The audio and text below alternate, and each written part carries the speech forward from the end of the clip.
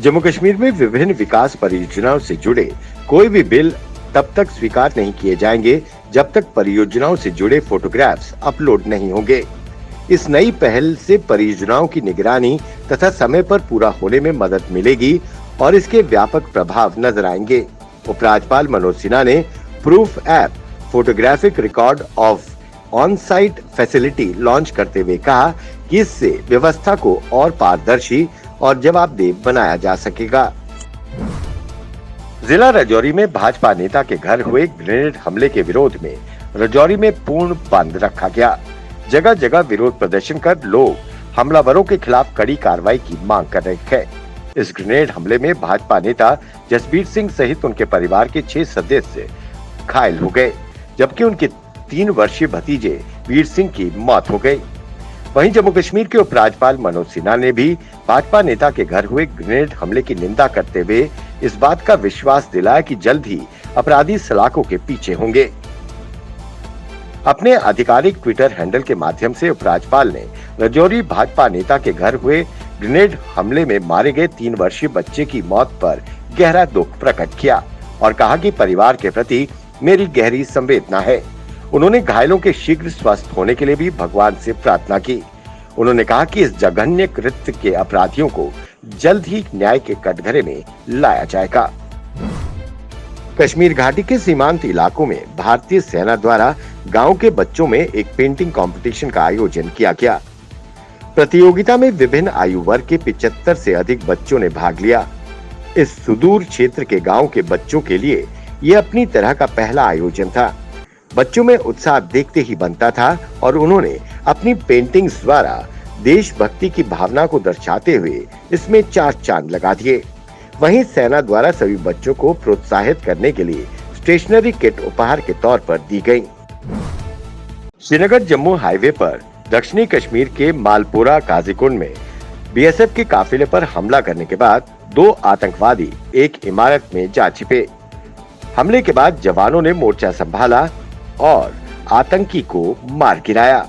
मारे गए आतंकी के कब्जे से एक AK-47 राइफल, 4 मैगजीन, कुछ ग्रेनेड्स और एक RPG लॉन्चर सेल बरामद किया गया है, जबकि दूसरे आतंकी भाग निकला है। कश्मीर जोन के IG विजय कुमार ने जानकारी देते हुए कहा कि मारा गया आतंकी एक विदेशी आतंकी है और ये लश्कर तैयबा से जुड़ा हुआ था। राजौरी में आतंकियों द्वारा स्वतंत्रता दिवस से पहले शहर के खांडली पुल क्षेत्र में भाजपा के मंडल अध्यक्ष जसबीर सिंह के घर ग्रेनेड हमले के विरोध में पुंछ के बस स्टैंड में भारतीय जनता युवा मोर्चा द्वारा इमरान खान का पुतला जलाकर पाकिस्तान मुर्दाबाद के नारे लगाते हुए जमकर विरोध प्रदर्शन किया गया। वहीं युवा नेताओं ने प्रधानमंत्री से कड़ी कार्रवाई की मांग की है। स्वतंत्रता दिवस समारोह की फुल ड्रेस रिहर्सल का आयोजन जम्मू के मौलाना आजाद स्टेडियम में पूरे जोश और उत्साह से हुआ। इस मौके पर स्टेडियम देशभक्ति के रंग में रंगा दिखा। रिहर्सल में भाग लेने पहुंचे स्कूली बच्चों व सुरक्षा बलों के जवानों में विशेष उत्साह था। रिहर्सल में सेना, अर्धसैनिक बल, पुलिस के जवान, CRPF, IRP, NDRF के अलावा fire and emergency services, forest protection force, NCC cadets और स्कूली बच्चों ने भी भाग लिया। सभी टुकड़ियों ने तिरंगे को सलामी दी। ADC घनश्याम शर्मा ने परेड का निरीक्षण किया और मार्च पास्ट दस्तों की सलामी ली। फुल ड्रेस रिहर्सल का आरंभ सुबह हुआ था, जिसमें पुलिस और CRPF के बैंड दस्तों ने देशभक्ति की धुनों को बजाया, जिससे पूरा स्टेडियम गूंज उठा।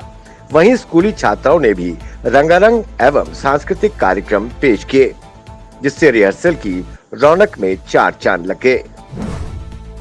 उधमपुर के नीली नाला के गवर्नमेंट डिग्री कॉलेज में स्वच्छ भारत अभियान के तहत एक स्वच्छता अभियान आजादी का अमृत महोत्सव के मद्देनजर चलाया गया। इस अभियान को प्रिंसिपल डॉक्टर सतिंदर कौर और NSS programme officer doctor Radha Rani की देखरेख में चलाया गया, जहां बच्चों ने स्वच्छता अभियान में बढ़ चढ़कर हिस्सा लिया और उन्हें स्वच्छता के बारे में जागरूक भी किया गया। Jammu Kashmir service selection board ने चतुर्थ श्रेणी पदों की काउंसलिंग व दस्तावेज जांच की प्रक्रिया को स्थगित कर दिया है। बोर्ड ने अधिसूचना जारी कर 16 से 24 अगस्त तक को होने वाली काउंसलिंग व दस्तावेज जांच की प्रक्रिया को तत्काल टाल दिया है। अगली तिथि की घोषणा बाद में की जाएगी। बोर्ड ने ये कदम इसलिए उठाया है क्योंकि स्वास्थ्य एवं चिकित्सा शिक्षा विभाग के पदों को भरने के लिए 17 से 24 अगस्त को लिखित परीक्षा आयोजित की जा रही है। केंद्रीय रिजर्व पुलिस बल सीआरपीएफ ने फिट इंडिया फ्रीडम रन के तहत 3 किलोमीटर दौड़ की पूरी करने के उपलक्ष्य में हीरानगर मुख्यालय में एक रन एंड वॉक कार्यक्रम का आयोजन किया। इस कार्यक्रम को सीआरपीएफ की 121वीं बटालियन के कमांडेंट प्रहलाद पासवान ने हरी झंडी दिखाकर रवाना किया।